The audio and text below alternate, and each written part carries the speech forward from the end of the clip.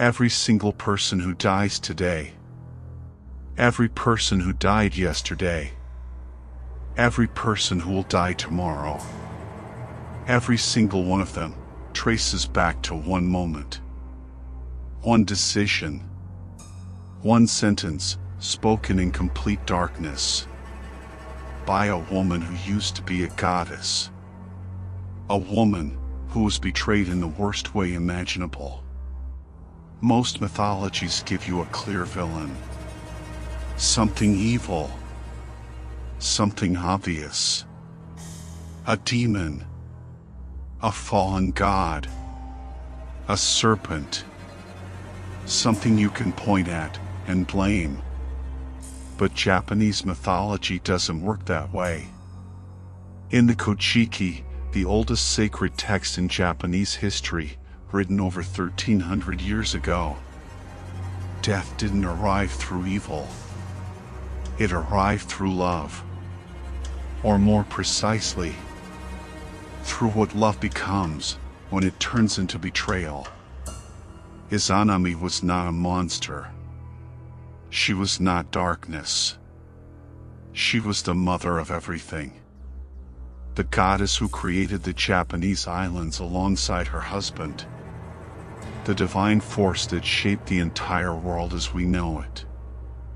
Everything that exists began with her. And it was her husband who destroyed her. What we're covering today is not a horror story. It's something far darker than that. It's the story of how a perfect goddess became the source of all death. And why the promise she made that night is still being fulfilled right now. Every second, in every corner of the world. Stay until the end, because the last part of this story changes everything. To understand Izanami, you need to understand what she was before she became what she is. In the beginning, there was nothing. Only chaos. An endless ocean with no shape. No light. No time.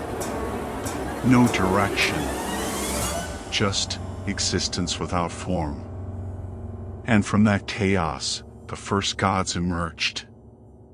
One by one, they appeared. But among all of them, two were chosen, not just to exist, but to create. Izanami and Izanagi, female and male, goddess and god, the final pair in the line of primordial beings. They were given a weapon, a spear, a celestial spear adorned with jewels, and they were told to descend into the void and give shape to what had no shape. They stood on the floating bridge of heaven, suspended between existence and nothingness, and together they lowered the spear into the chaos. They stirred it, slowly, deliberately, and when they lifted it back, the drops that fell became solid, land, form, reality. The first islands of Japan were born from those drops, which means something important. Izanami was not secondary. She was not support. She was not beside creation. She was creation. Half of it. After forming the world, they did something more. They became one. And from that union came the gods of everything. Wind, sea, mountains, forests, life itself. The entire world was built piece by piece, by them, together. But then, came one final child. One last birth. Kakatsuchi, the god of fire. And this is where everything breaks. When Izanami gave birth, the fire did not stay outside. It didn't remain controlled. It didn't remain divine. It turned inward. It burned from within. Her body could not contain it. The flames consumed her. From the inside out. The birth killed her. The birth destroyed her. Izanagi could not accept it. He refused to accept it. So he did something no one should ever do. He went to Yomi, the land of the dead. Dark, silent, empty, a place where nothing returns. And somehow, he found her, Izanami, or what remained of her. Her voice came from the darkness, cold, distant, unfamiliar, and she gave him one condition: do not look at me, no matter what happens. Do not look. He agreed. He promised, but he broke it. He couldn't endure the waiting, the silence, the uncertainty. So he lit a flame, a small light in the darkness. And he looked. What he saw destroyed everything. Izanami was no longer what she had been. Her body was decaying, rotting, changing into something unrecognizable.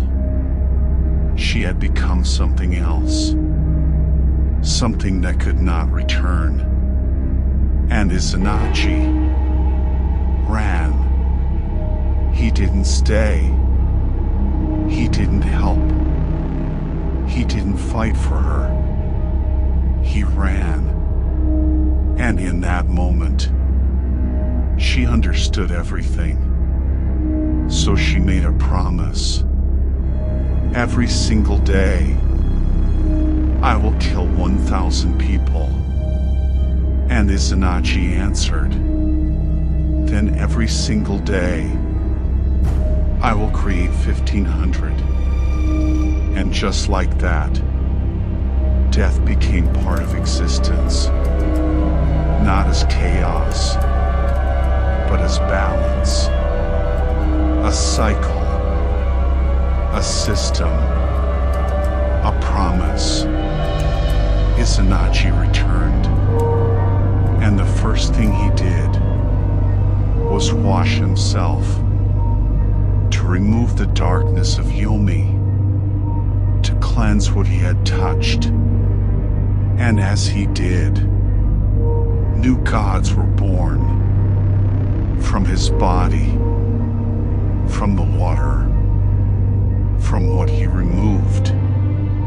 The sun, the moon, the storm, born from the act of leaving her behind. Izanami did not become death because she was evil. She became death because she was seen at her worst moment, at her most vulnerable state, and abandoned. The curse was not born from hatred. It was born from pain. Every death is a promise being fulfilled, not out of cruelty, but because she said she would. And gods do not break their word.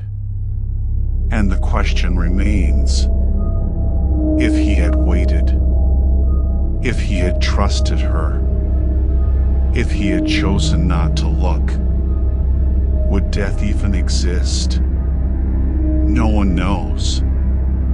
But the fact that you're still thinking about it means the story did exactly what it was meant to do. If this changed the way you see death, leave it in the comments. And if you want the next story, you already know what to do.